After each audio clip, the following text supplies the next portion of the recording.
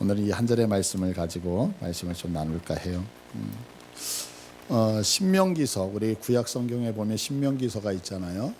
이 신명기서는 모세가 자신의 인생을 마감하면서 자기가 지금까지 살아왔던, 그리고 이스라엘 백성들을 애굽이라고 하는 곳에서부터 데리고 나오면서 경험했던 그 수많은 일들을 회상을 해요.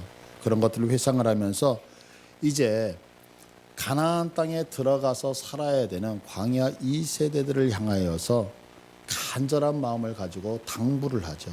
그래서 너희들 가나안 땅에 들어가면 이렇게 살아야 된다라고 하는 간절한 그런 마음을 담아서 세 편의 설교를 하고 있는 내용이 구약 성경에 있는 신명기서의 내용이거든요.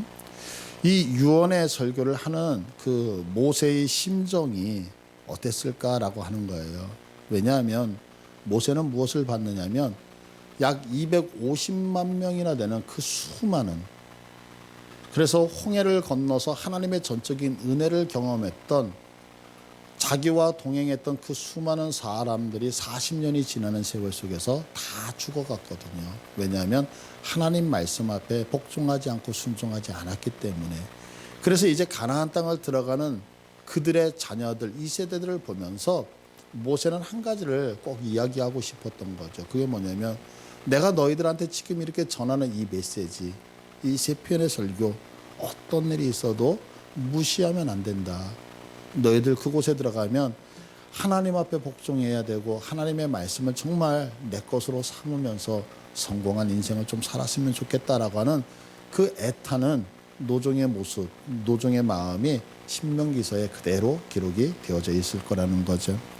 그런데 지금 계시록을 보면 이 계시록을 기록하고 있는 요한의 심정도 마찬가지였을 거라는 거예요. 지금 내가 하는 말, 내가 너희들한테 이야기하는 거, 이거 그냥 헛되게 듣고 넘기면 절대로 안 되고, 내가 지금 하는 것은 정말 진리단다. 이것은 반드시 이 땅에서 이루어지는 마지막 예언이고 마지막 성취가 되어질 거야 라고 하는 그런 간절함이 있다는 거죠.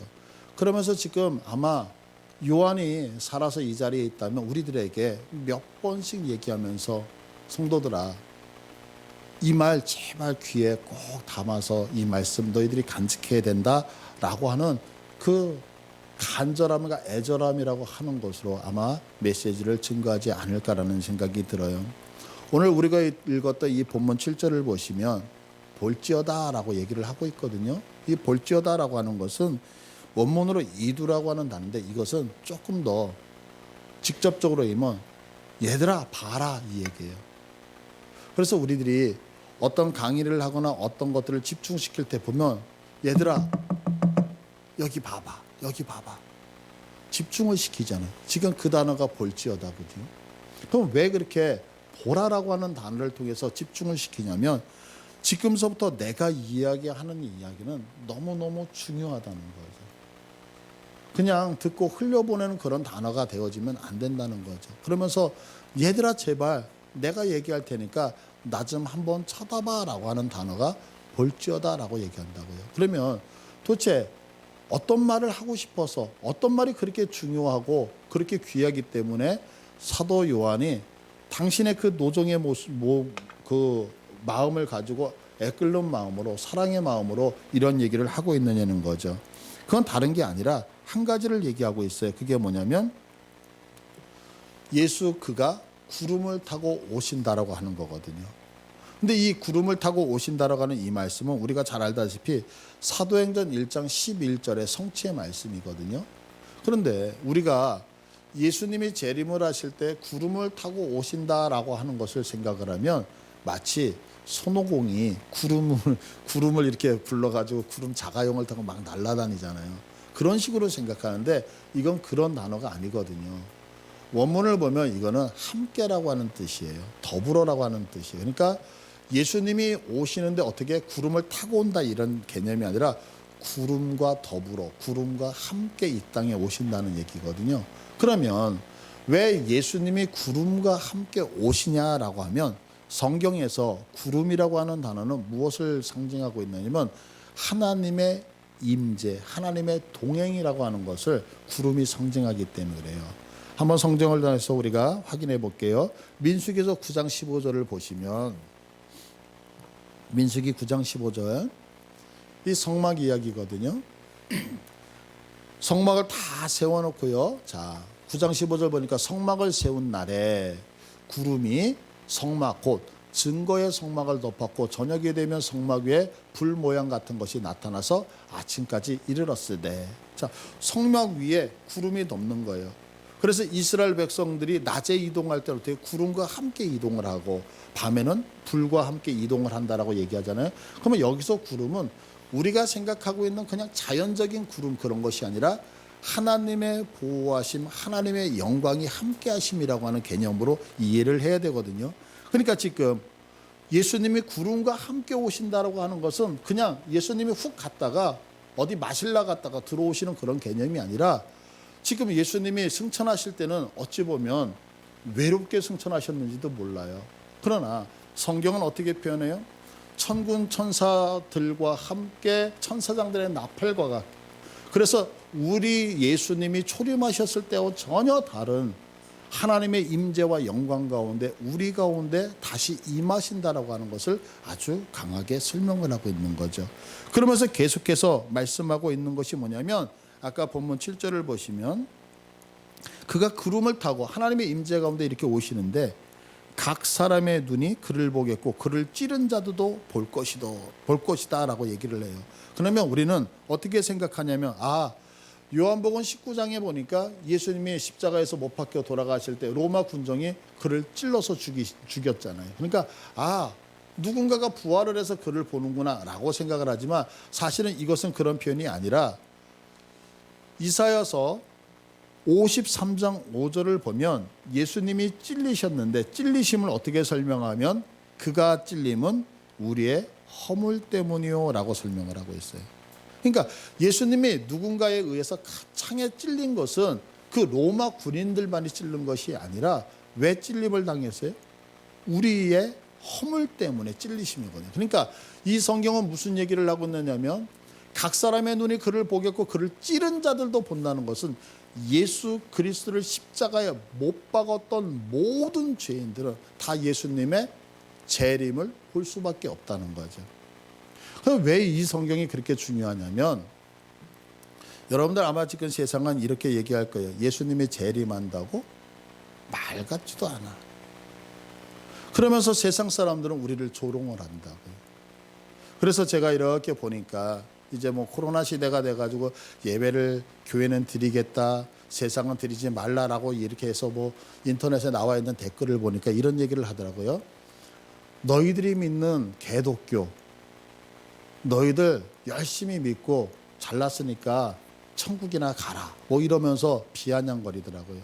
그런데 그들이 무엇을 못 믿느냐면 예수 그리스도를 믿으면서 구원받는다는 사실과 예수 그리스도께서 언젠가 재림하신 잔자를 부정하고 있는 거죠. 그런데 성경은 분명하게 그들에게 얘기하는 것이 뭐냐면 네가 그래서 예수를 죽였니? 너는 반드시 예수님의 재림을 직접 눈으로 보게 될 것이다 라고 확증하고 있는 거란 말이에요.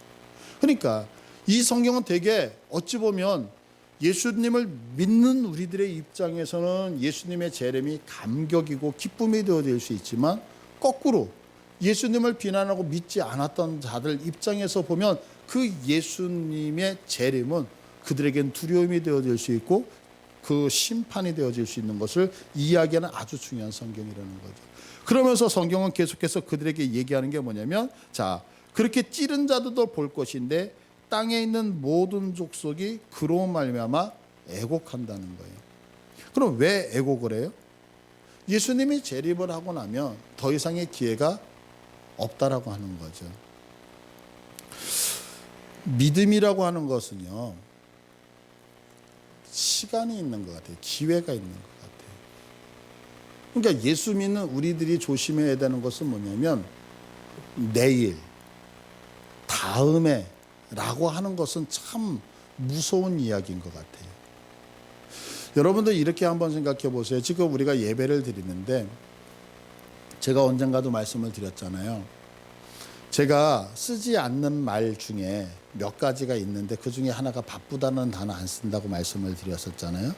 또 안 쓰는 게 뭐냐면 다음에라는 단어거든요. 다음에.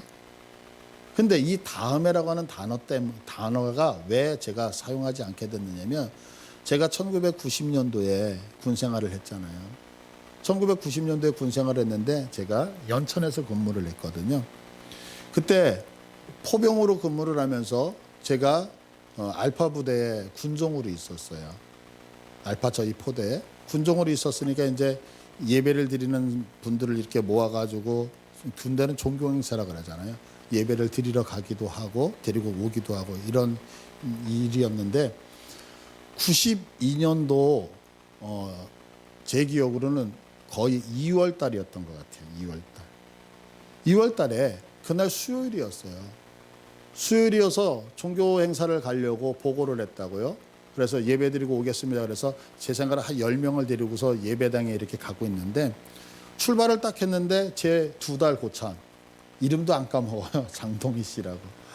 장동희 씨라는 그 고참이 저를 불러 세우는 거예요. 그럼 어디 가냐 그래서 예배 드리러 갑니다. 그러니까 자기 바로 직속 후배가 행정반에 있었던 김광명이라고 하는 친구가 있었어요.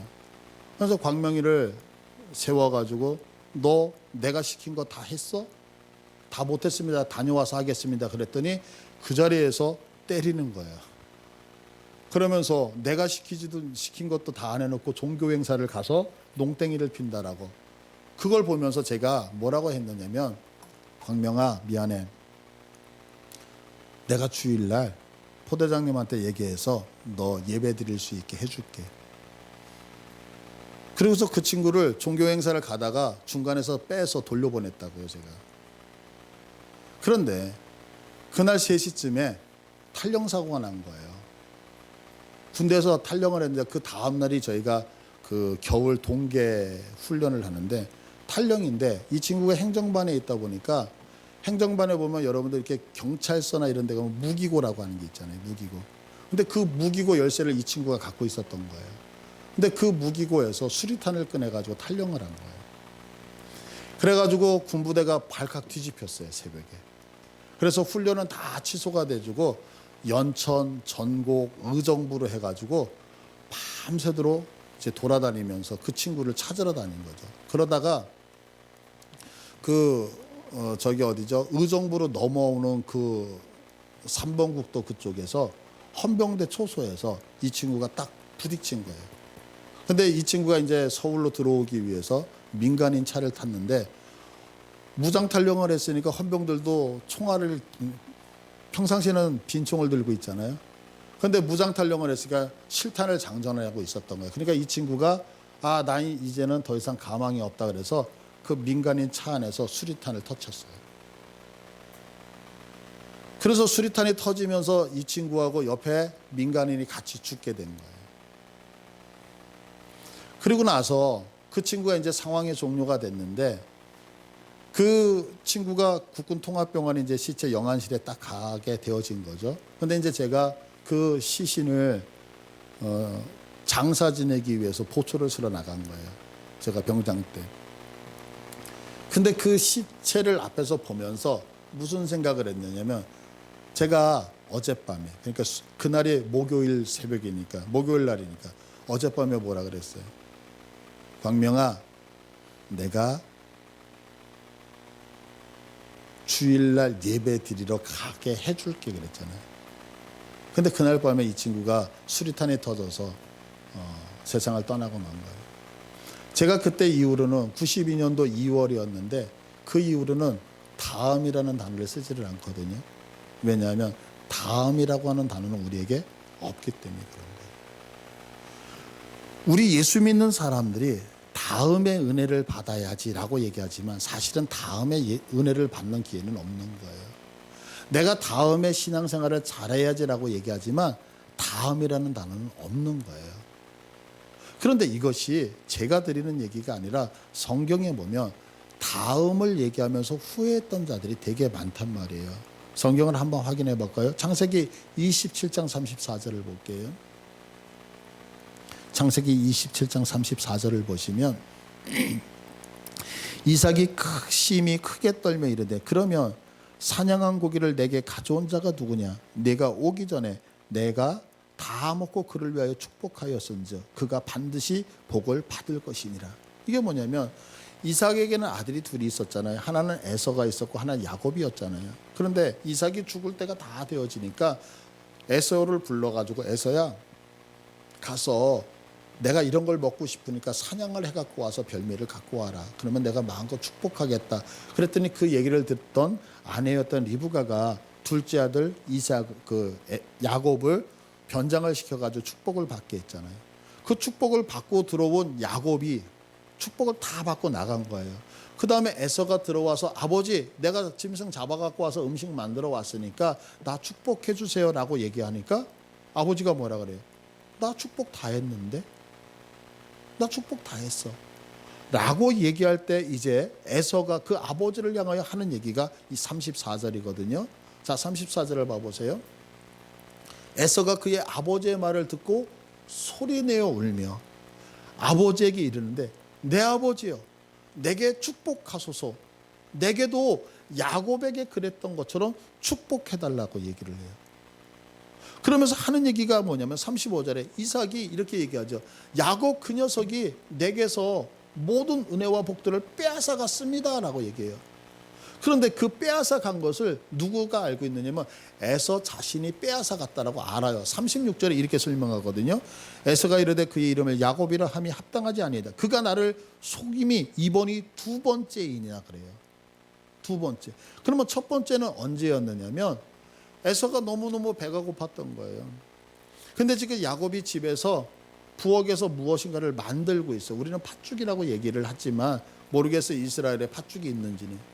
붉은 어떤 것들을 만들고 있었는데 배가 고팠던 에서가 하는 얘기가 뭐냐면 야곱아 네가 만들고 있는 음식 나 좀 먹을 수 있겠니? 라고 얘기할 때 야곱이 제시하는 게 뭐냐면 그래 내 줄게. 근데 형이 갖고 있는 장자권을 내게 줄래? 그랬더니 에서가 하는 얘기가 뭐냐면 야 내가 굶어 죽을 것 같은데 이 장자권이 뭐 그렇게 필요해. 그래 내 장자권 줄게.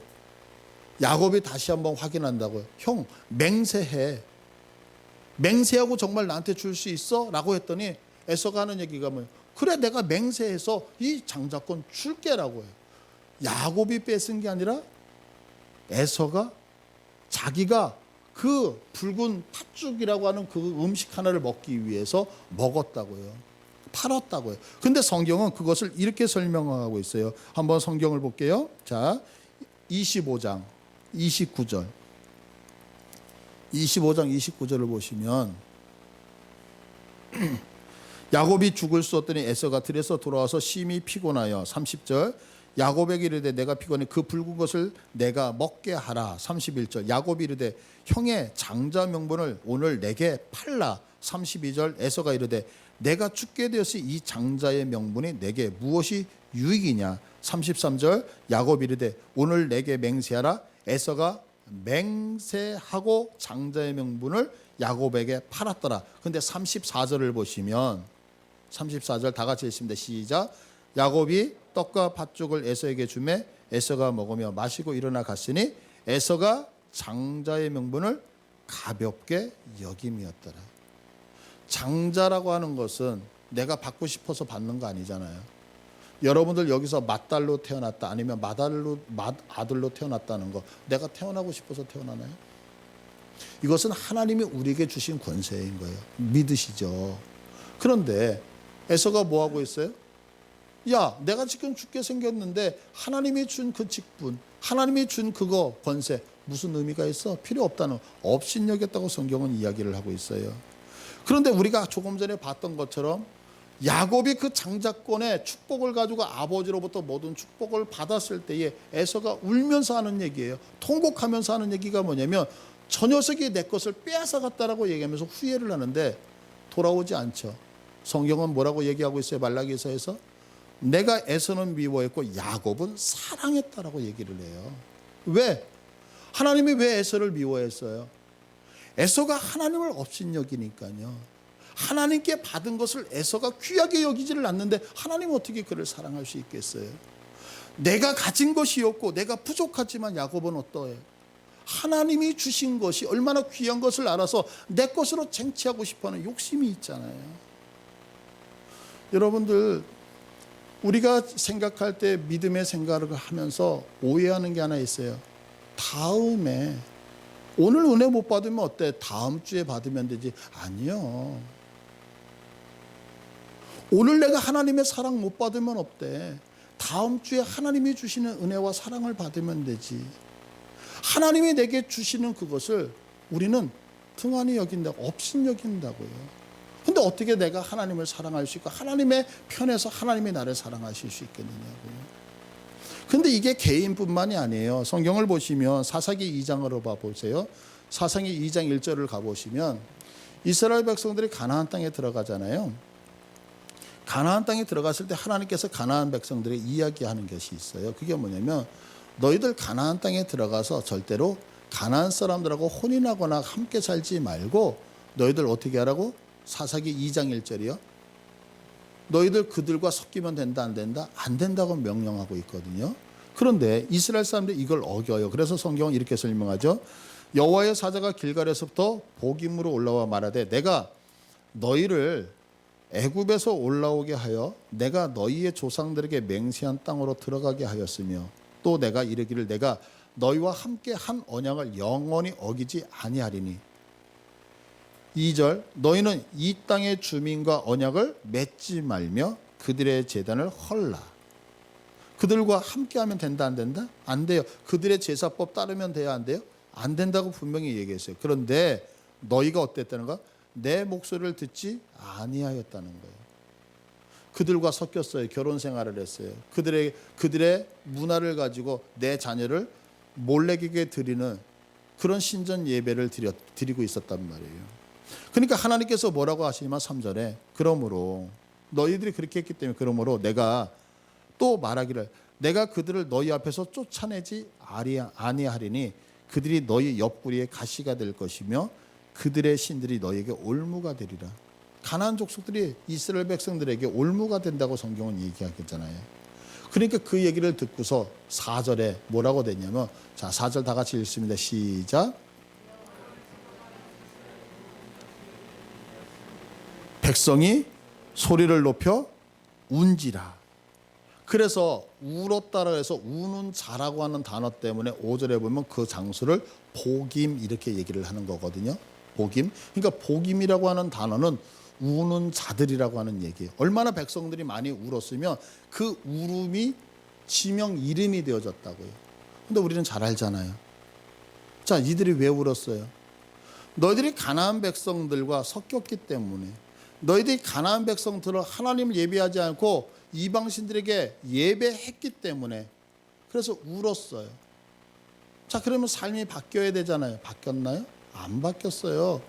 우리는 사사기 너무나도 잘 알잖아요. 사사기는 총 12명의 사사가 나오잖아요.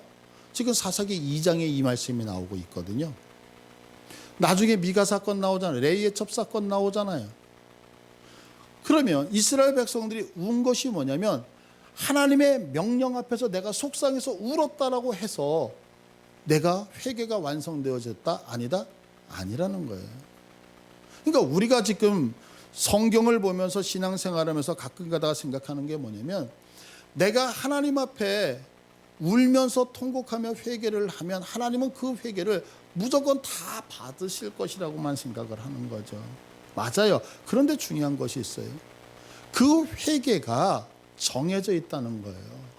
그래서 성경은 우리들에게 뭐라고 말씀하냐면 지금은 은혜를 받을 만한 때라는 거예요. 그 얘기는 뭐예요?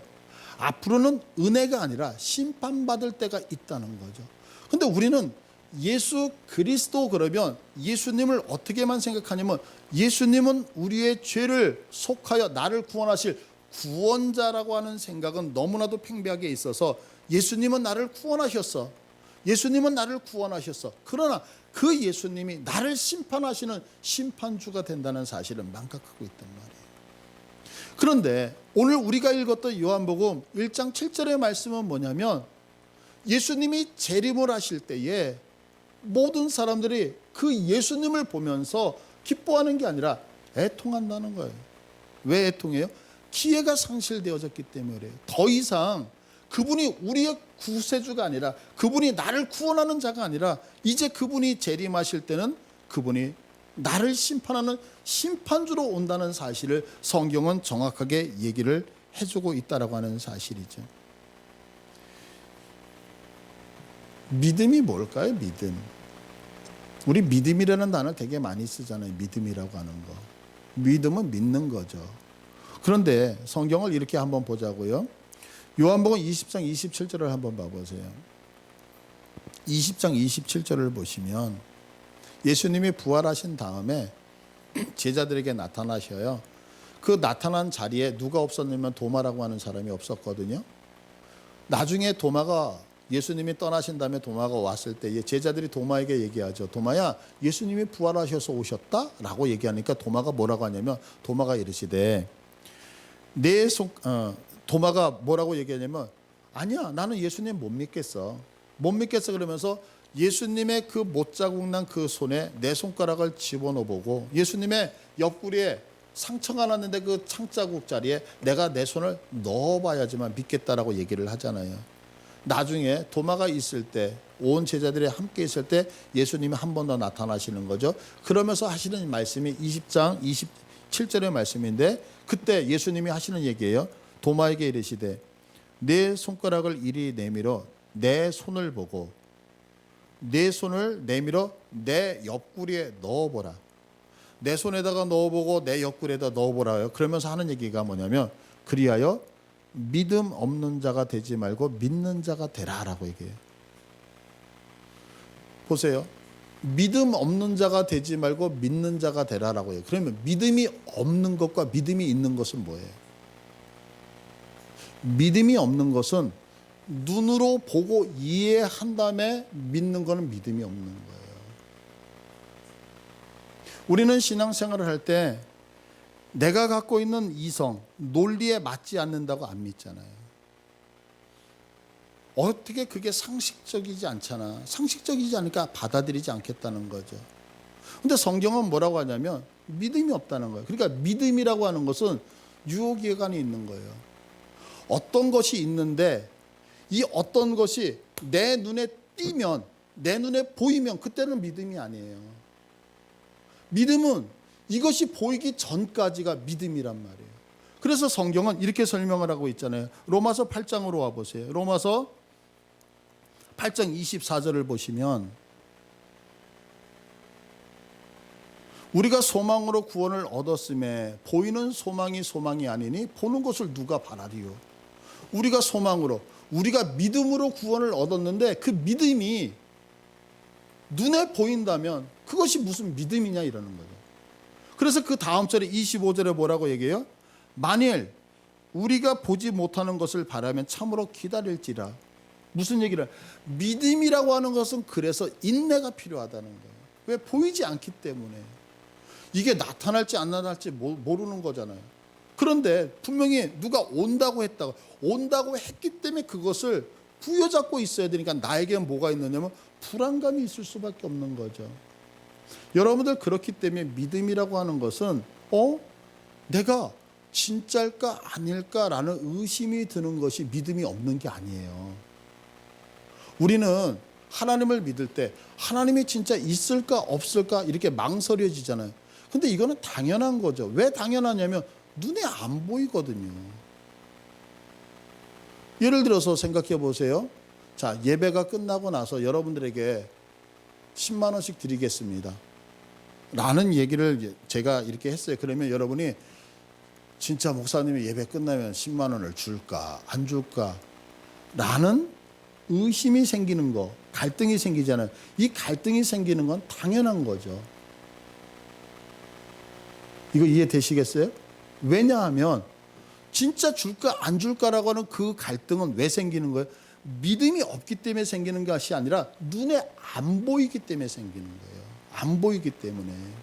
그럼 믿음이 없다라고 하는 것은 뭐냐면 10만 원을 딱 줬어요. 10만 원을 주는구나. 그게 믿음이 없는 거예요. 그러니까 내가 그것이 눈에 띄기 전에는 인간은 흔들릴 수밖에 없는 거죠. 그런데 보세요. 여기서 아주 중요한 게 뭐냐면, 자, 우리 목사님이 나에게 10만 원을 줄까 안 줄까?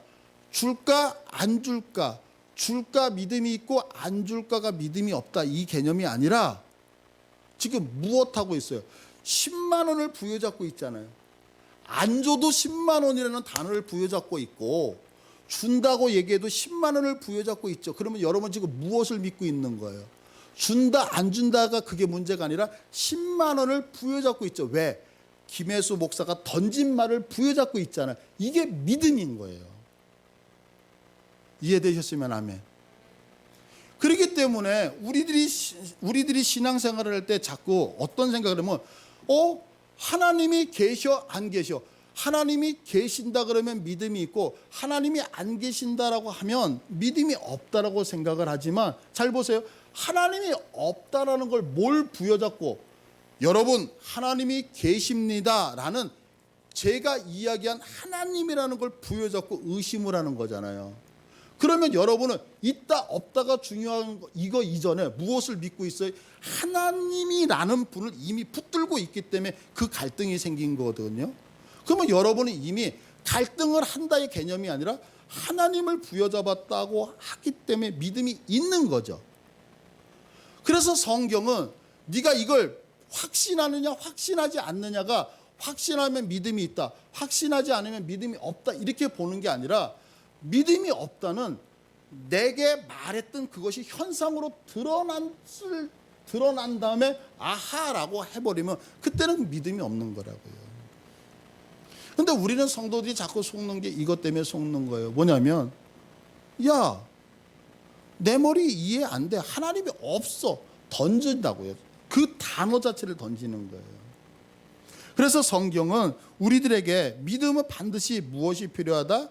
믿음이라고 하는 것은 눈에 보이지 않을지라도 그 자체를 부여잡고 있기 때문에 이것을 믿지 않으면 반드시 후회를 한다라고 오늘 본문 7절은 말하고 있는 거죠.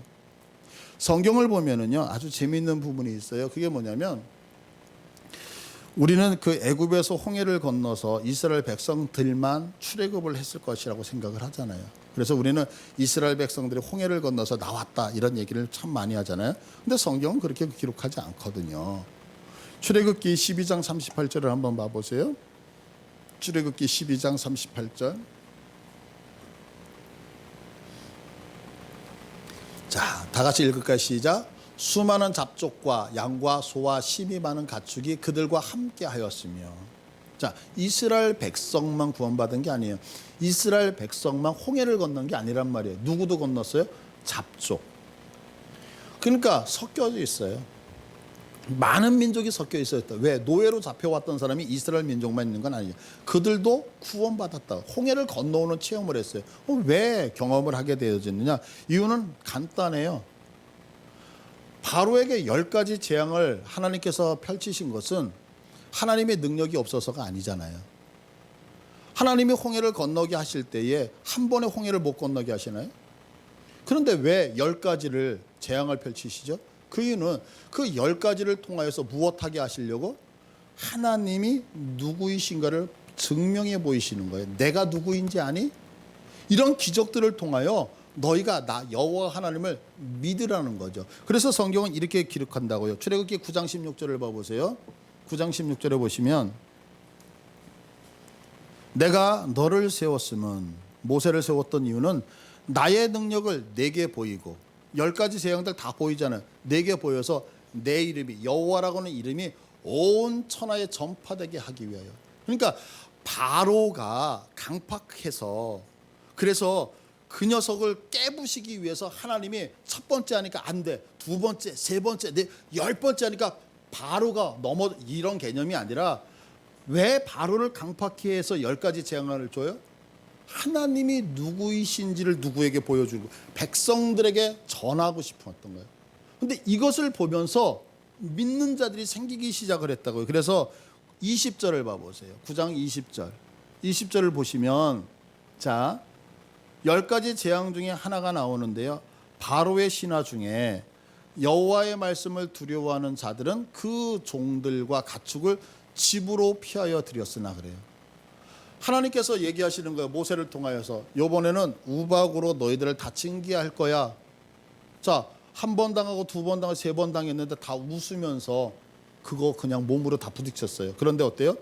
요번에는 우박이 내릴 거다. 너희들 우박 내리면 우박이 얼마나 큰지 들에서 사람이 맞으면 사람이 다 죽고 가축이 맞으면 가축들 다 죽어. 그러니까 뭐라 그래요? 모세가 너희들 빨리 사람이나 가축들을 드리라고 얘기를 하거든요. 그랬는데 이스라엘 백성들은 아멘 하면서 드리잖아요. 근데 애굽 사람들 중에서는 그거를 아니다라고 생각하는 반면에 또 어떤 사람은 하나님의 말씀을 믿는 사람이 있어요. 믿는 사람은 어때요? 종들과 가축을 집으로 피하여 드렸으나 그래요. 21절 계속해서 볼까요? 여호와의 말씀을 마음에 두지 아니하는 사람은 그의 종들과 가축을 들에 그대로 두었더라. 자, 믿었던 사람은 드렸고 믿지 않았던 드리지 않았어요. 그럼 어떻게 됐어요? 믿었던 자들은 다 살은 거예요. 믿지 않았던 사람들은 다 죽었어요. 그것이 애굽 사람이기 때문에 죽은 것이 아니라 그것이 이스라엘 사람들이기 때문에 구원을 받은 게 아니라 하나님의 말씀을 가슴에 품었던 사람들은 구원을 받았고 하나님의 말씀을 농담으로 여겼던 자들은 전부 다 멸망을 당했단 말이에요.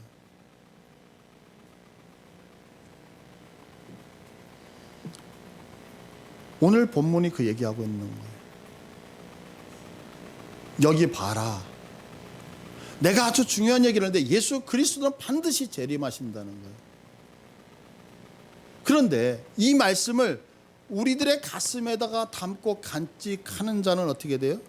구원을 받지만 내가 이야기하는 이 이야기를 농담으로 여기고 기회를 상실하는 자는 반드시 후회해서 애통하게 되어진다는 거예요.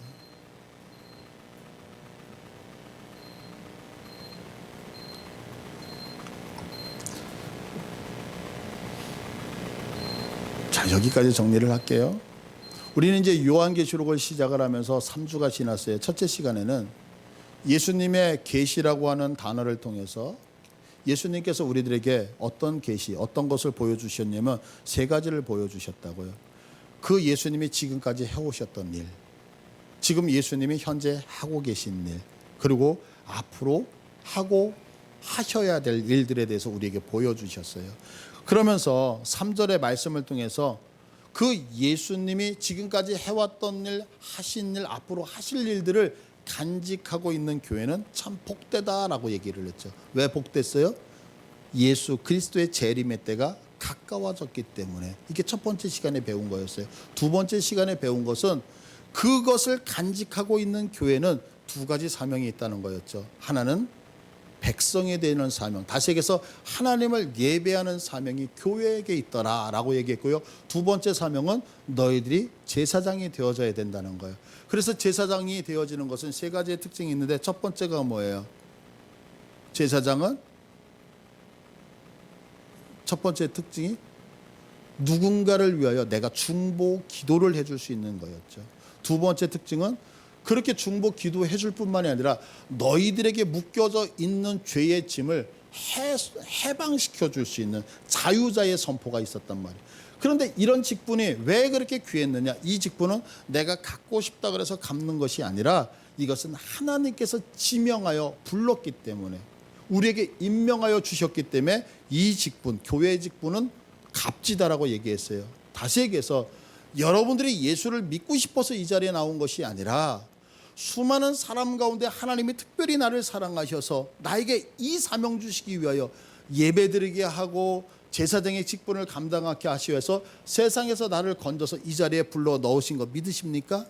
그래서 그 사명이, 예수 믿는 우리의 사명이 복되다라고 하는 거예요. 그러면서 오늘 마지막으로 얘기하고 있는 것이 뭐냐면 이렇게 복된 너희들에게 내가 한 가지를 얘기한다. 너희들이 교회로 부름받아 어렵고 힘이 들어도 이 사명 감당하는 거, 이것은 정말 참된 복이다. 그러니까 이거 포기하지 말고 예수님 반드시 재림하니까 그때를 생각하면서 환경과 조건을 이겨내면서 이 사명 온전히 감당할 수 있겠니? 왜?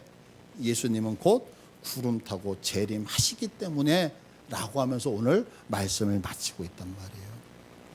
여러분, 지금은 정말 힘든 시기인 것 같아요. 피부로 느끼잖아요.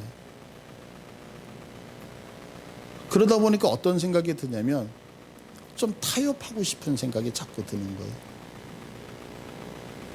요즘 같은 세상에 조금 기도 못하면 어때? 이해할 거. 요즘 같은 세상에 조금 안일하게 신앙생활하면 어때? 요즘 같은 세상에라고 하면 세상과 자꾸 타협을 하는 것 같아요.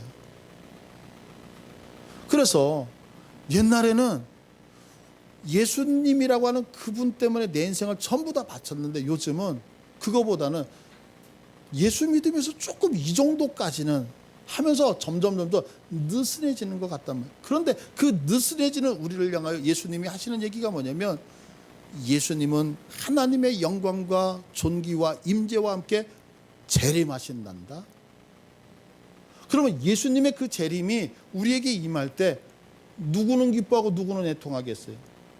믿음을 지키며 그분만을 쳐다보면서 힘겹게 갔던 자들은 예수님의 재림을 환영할지 몰라도 우리가 세상을 향하여서 조금이라도 한 발을 디뎠던 사람은 그 주님의 재림을 보는 순간에 애통할 수밖에 없지 않겠느냐?